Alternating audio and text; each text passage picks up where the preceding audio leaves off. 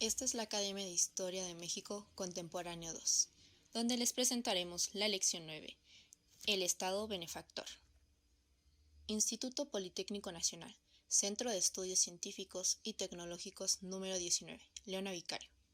Unidad de Aprendizaje, Historia de México Contemporáneo 1, segundo semestre, ciclo 2021-2022. Consolidación del Estado moderno mexicano. Competencia particular número 2. Analiza el desarrollo del Estado benefactor en el contexto internacional y su crisis a través del impacto social. RAP número 1. Describe el papel de las organizaciones políticas y sociales ante las decisiones del Estado, resaltando su permanencia en el contexto social. Contenido. 1. ¿Qué es el Estado benefactor? Definición. ¿De qué forma puede un gobierno implantar el Estado benefactor? Historia y orígenes del estado de bienestar. Keynes y el Estado benefactor. Críticas y opiniones sobre el modelo keynesiano de bienestar. 2. En México, el Estado benefactor y su proyecto modernizador nacionalista. 3. Recursos didácticos. 4. Actividad evaluable. ¿Qué es el Estado benefactor? Definición. El Estado benefactor o estado de bienestar se refiere a aquel conjunto de decisiones y acciones llevadas a cabo por un Estado, tomadas con el fin de satisfacer las necesidades básicas de la población a través de la redistribución de la riqueza y la inversión del gasto público en la mejora de aspectos sociales y económicos. Una forma de gobierno centrada en el estado de bienestar trata de reducir todas las posibles diferencias dentro de la población, enfocándose en garantizar los derechos de los sectores más necesitados y luchar contra la explotación laboral a la clase obrera. ¿De qué forma puede un gobierno implantar el Estado benefactor? Generalmente, la vía más efectiva para conseguir el bienestar social es a través de ayudas económicas, subsidios y la redistribución de la riqueza, aplicando políticas fiscales enfocadas en la recaudación de impuestos. Un Estado puede destinar ese capital a la ayuda de las clases más vulnerables, reforzando también servicios básicos como la sanidad, la seguridad o la educación. Otro de los factores muy importantes a tener en cuenta para los estados es el derecho a una vivienda digna y la posibilidad de que todos los ciudadanos accedan a un puesto de trabajo. Esto hace que la redistribución de la riqueza y las políticas fiscales y económicas cobren una vital importancia en el desarrollo de las sociedades, hasta el punto de llegar a ser determinantes en el bienestar de la población.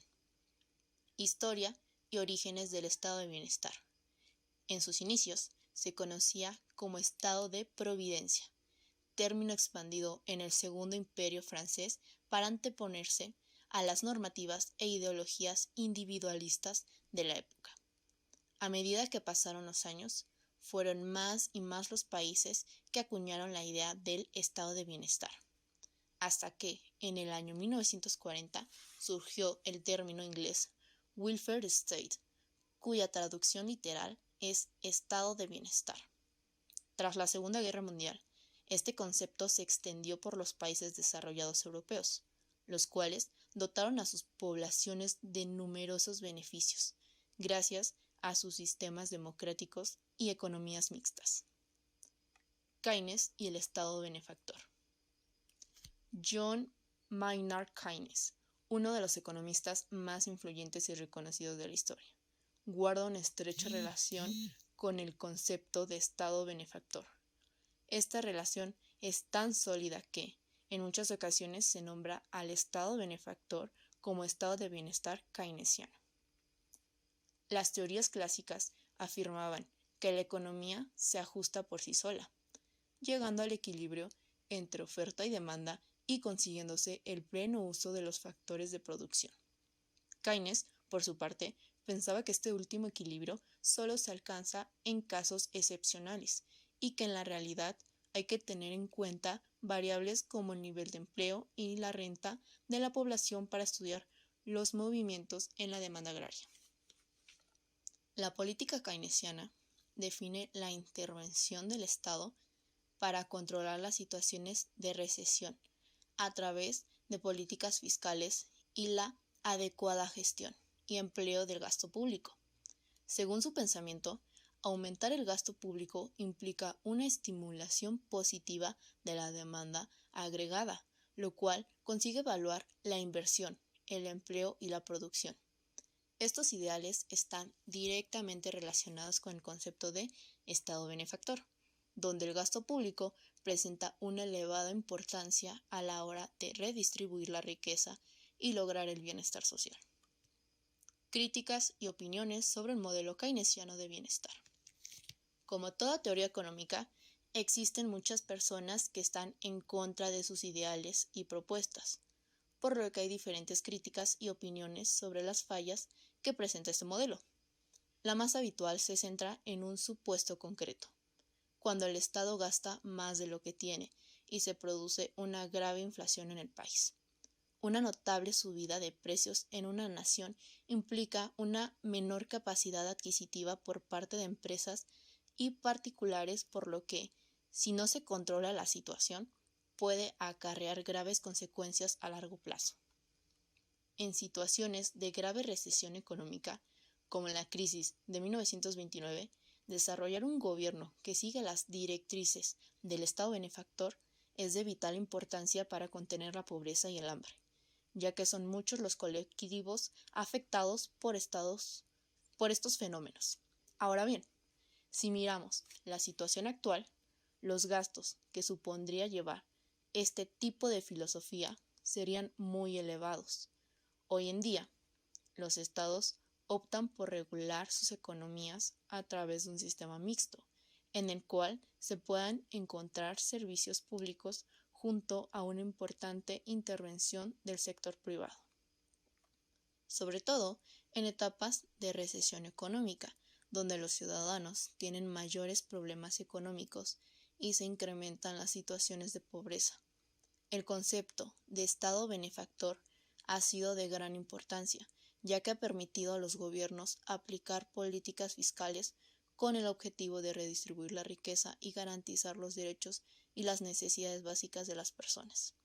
Pese a ser un modelo criticado, es indudable su relevancia e impacto en épocas como la crisis del 29 o las etapas de caos y hambruna posteriores a la Segunda Guerra Mundial, del Sol 2022.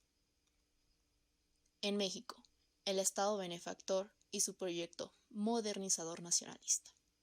Ya consolidada la estructura política, durante la década de los 40, el Estado diseñó un proyecto de crecimiento económico, modelo de sustitución de importaciones, que, revestido de una imagen protectora de justicia social, tuvo como meta la industrialización basada en la transferencia de recursos provenientes del campo, en particular de la explotación del trabajo campesino. El detalle consiste en que, aunque se trataba de una economía dirigida, se dejó en manos de la iniciativa privada el desarrollo de las actividades productivas. Este proyecto tuvo como base un pacto social entre los factores de la producción. Ambos, patrón y trabajador, aceptaron el tutelaje del Estado. El primero, porque era el principal beneficiario, a través de todas las políticas que se instituyeron para estimular el crecimiento de la industria. El segundo, porque el Estado, revistiéndose de una imagen paternalista, se autodenominó protector del trabajador. El Estado, al mismo tiempo que adoptaba una retórica populista, obrerista y agrarista, instrumentaba políticas de bienestar social. Fundaba toda una serie de instituciones que tenían como objeto proporcionar ciertos servicios sociales y asistenciales a los trabajadores y creaban también las condiciones favorables para que la burguesía, que hasta aquel entonces había sido débil y numéricamente escasa, se desarrollara y fortaleciera. Construyó la infraestructura necesaria para la industria. Hubo extensión de impuestos, servicios subsidiados, mano de obra controlada y barata, protecciones arancelarias. Desde aquel tiempo se estableció entre los dos sectores hegemónicos, burocracia y burguesía, una relación muy estrecha y, aunque por momentos ha podido ocurrir que la segunda quisiera sacudirse de la tutela de la primera, los conflictos surgidos entre ambas han sido más bien verbales que auténticos, ya que la burguesía ha gozado de ventajas inmensas bajo el ala protectora del Estado. Esta relación sigue siendo determinante, incluso en la actual reestructuración en la que la acción del Estado se retrae en beneficio del laissez-faire económico. El proyecto de gestión que la burocracia presentó como vía nacionalista hacia el desarrollo prevaleció hasta 1982, a nombre del crecimiento económico y del progreso, y a pesar de la retórica populista que pretendía haber logrado el bienestar social, este proyecto produjo una sociedad extremadamente desigual en la que, después de cierto auge en los años 60, en 1960 el ingreso anual per cápita se había elevado a algo más de $300. La riqueza tendió a convertirse en una minoría cada vez más reducida. Por otra parte, el proyecto de industrialización, sustitución de importaciones, eminentemente proteccionista, no logró ir más allá de las primeras etapas. Su implantación resultó muy costosa, sus productos fueron de mala calidad y, a causa de los bajos ingresos de las mayorías, no se consiguió crear un mercado interno amplio. Por lo demás, se consolidó una burguesía con escaso espíritu de empresa, acostumbrada a las ganancias fáciles y a depender de la protección del Estado. Este proyecto favoreció también el surgimiento de una inmensa burocracia.